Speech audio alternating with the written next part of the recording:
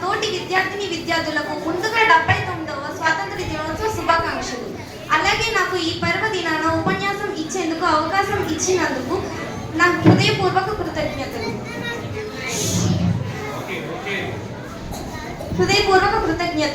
భారతీయులందరూ ఎంతో దేశభక్తితో జరుపుకునే మహాన్నత పండుగ. భారతదేశం స్వాతంత్రం పొందడానికి ఎంతో మంది స్వాతంత్ర సమర యోధులు ఎన్నో సంవత్సరాల కృషి తర్వాత బ్రిటిష్ పాలన నుండి మనకు స్వాతంత్రం లభించింది. స్వాతంత్రం లభించిన మొదటి రోజును గుర్తు పెట్టుకోవడానికి, అలాగే మన దేశం స్వాతంత్రం పొందడానికి ప్రాణాలు అర్పించిన స్వాతంత్ర సమర యోధుల త్యాగాన్ని గుర్తు చేసుకోవడానికి ఆగస్టు 15వ తేదీన మనం స్వాతంత్ర దినోత్సవం జరుపుకుంటాం.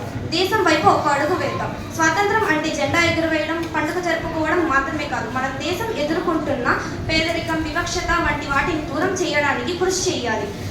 ఒక పౌరుడిగా మన బాధ్యతను గుర్తు చేసుకోవాలి. పర్యావరణాన్ని పరిరక్షిద్దాం.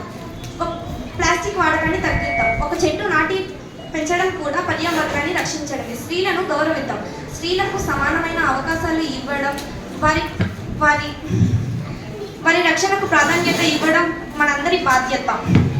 స్వాతంత్ర దినోత్సవం రోజు మన దేశానికి, మన దేశ ప్రజలకు మంచి చేస్తామని ప్రతిజ్ఞ చేద్దాం. ధన్యవాదాలు.